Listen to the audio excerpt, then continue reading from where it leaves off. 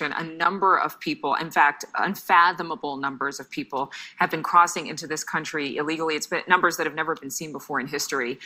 This is another dangerous impact of illegal immigration, reckless high-speed chases. Customs and Border Protection seeing an increase in the number of immigrants speeding away from agents, and that is endangering everyone, including the public. Alex Capriello has more from Los Angeles. Alex? Well, good morning to you, Adrian. The United States Border Patrol really keeps a close eye on our roads in and out of the country. What they're looking for is for illegal human smuggling as well as trafficking of drugs and other contraband. However, what they're also seeing is an uptick in people just trying to get away, which often leads to disastrous and fatal conclusions.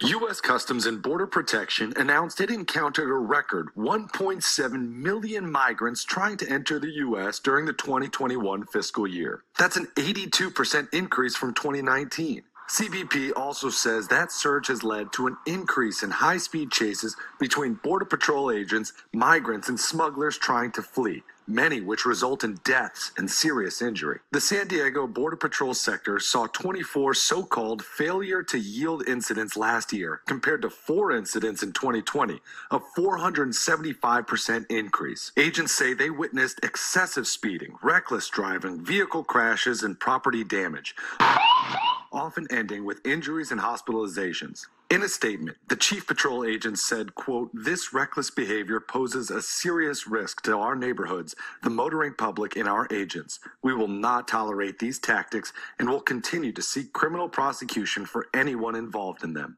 Just last month on Christmas Day, a Border Patrol pursuit ended with 1 person dead after the driver of the car lost control and hit a tree, ejecting 3 of the 4 passengers from the car.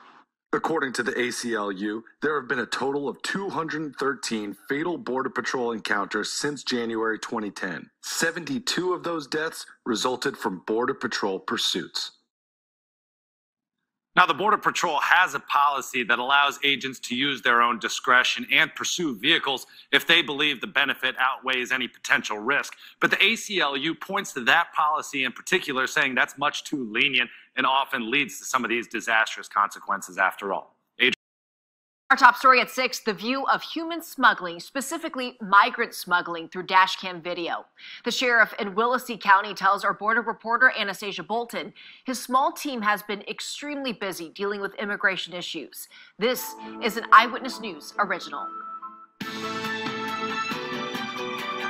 These are scenes roughly 25 miles from the U.S.-Mexico border in Willacy County. Usually the human smuggling, where they're transporting people through our county, these folks, they just get reckless.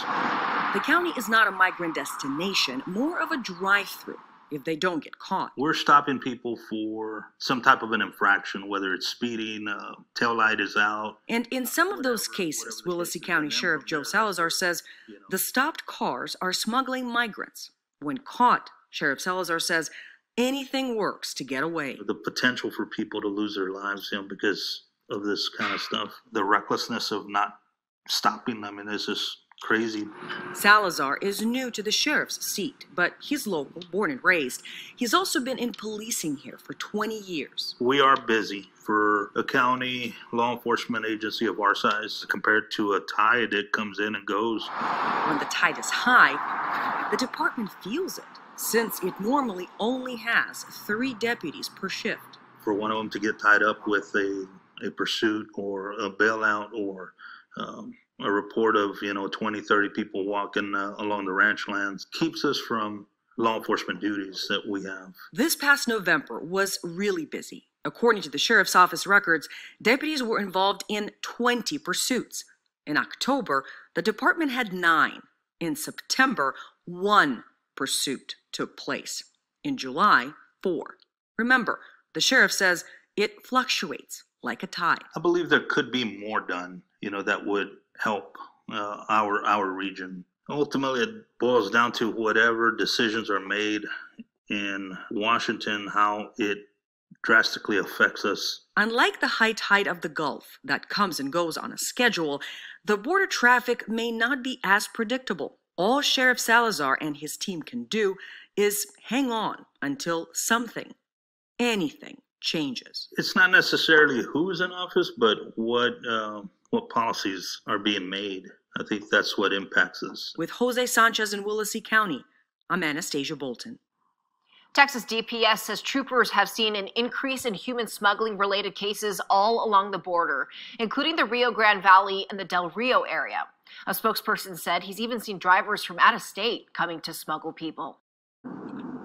What started as a routine traffic stop on New Year's Eve Who's in there with you? Nobody. ended in a shocking discovery. DPS body cam video shows the moment troopers found over 20 migrants stowed away in this small, confined space. A small, thin box. I mean, it's not very much room. It's like if you're crawling underneath the bed, closed in, dark, where there's no ventilation for them. Human smuggling is on the rise in South Texas. DPS Sergeant Juan Maldonado said this stop in LaSalle County is not out of the ordinary. They usually get smuggled to a large city, which will be going towards either San Antonio, Houston, Dallas, the big metro cities. Troopers deployed along the border as part of Operation Lone Star are seeing an uptick in migrants smuggled through ranches, in tractor trailers, and trains. Maldonado says the criminal element is also on the rise. DPS said this driver, a Mexican mafia gang member, had a stolen gun on him. Those plates don't go on that trailer. That's an arrestable offense. And was driving a stolen truck. But we're also seeing an increase in human smuggling, narcotics, weapons, and leading to children being smuggled as well. And you got the kid up? The migrants who make this journey north are not ignorant of the dangers. They know how dangerous it is. Teresa Cardinal Brown is the director of immigration and cross-border policy at a bipartisan think tank in D.C. Their mission to find solutions to the country's most challenging issues, like the surge in illegal immigration. For many of these people, they truly believe that if they stay where they are, they will be killed. Their children will be killed. Their family will be killed. They will die. They have no reason to stay where they are. That's the kind of desperation that drives them north. Brown said the problem is with the current immigration policy. Most migrants won't qualify for asylum, she says. So we have made it so difficult for people to try to come legally. They're going to keep coming, and they will keep trying, and they will keep trying to find ways to come in until they succeed, because that's the desperation they have. With the KENS 5 border team, I'm Vanessa Croy.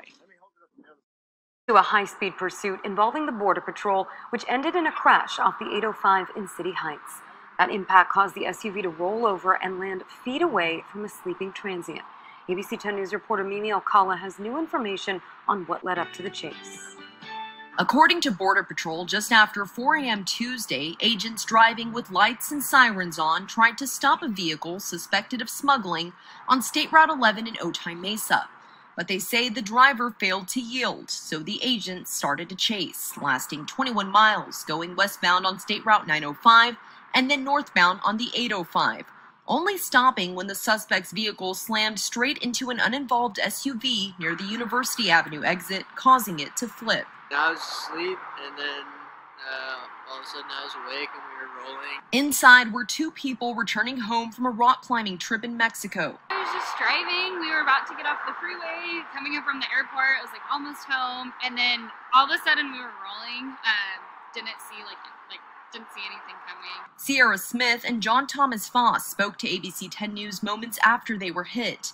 The two got out of the crash without any injuries, only confusion about what just happened. I didn't understand how the accident happened because we were on an off ramp, so I was like, I don't know how somebody hit us and we rolled. Like, I didn't know if somebody was going the wrong way on the freeway, and I was really confused that the police got here so quickly. The crash prompting a response from firefighters and CHP officers. Foss says a man sleeping nearby was also nearly hit. This guy's probably more lucky than us. You know, we had a car with airbags and stuff, and he was just chilling 15 feet away from the wreck. But yeah, totally, we're really lucky. According to Border Patrol, the suspect took off running after the crash. The Customs and Border Protection Office of Professional Responsibility was notified of this incident, and an investigation is ongoing.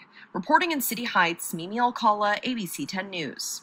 And early reports indicated that the pursuit was going up to 100 miles per hour, but Border Patrol could not confirm the speed.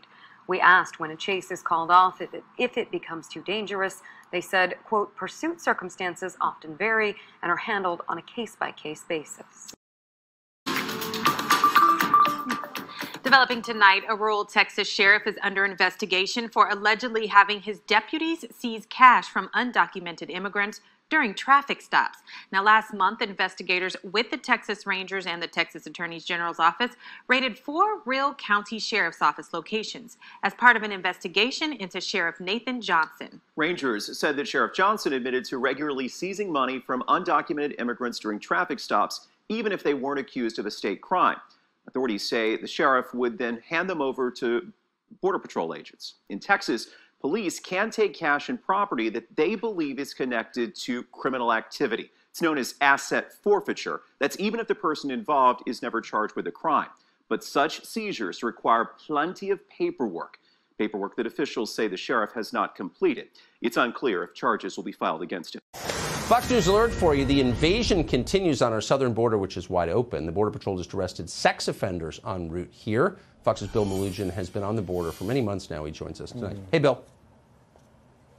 Hey, Tucker, good evening to you. That's right. We just learned from Border Patrol that just here in the Rio Grande Valley sector, in the last 30 hours, they have arrested 2 murderers, 1 sex offender, and 2 MS-13 gang members. On top of that, recently they picked up 4 sex offenders in just 48 hours. That includes this guy. Take a look at this mugshot right here. He is a previously deported Mexican national who committed several crimes against children in Corpus Christi, Texas. Those crimes include continuous sexual abuse of a child and aggravated sexual assault of a child. Now, somehow this guy was only sentenced to community service and probation. He was deported and then apparently tried crossing again about an hour away from where we are right now. Thankfully, border agents able to nab him. And then take a look at these photos right here. Wild human smuggling bust that happened yesterday in Laredo. Texas DPS pulls over this truck.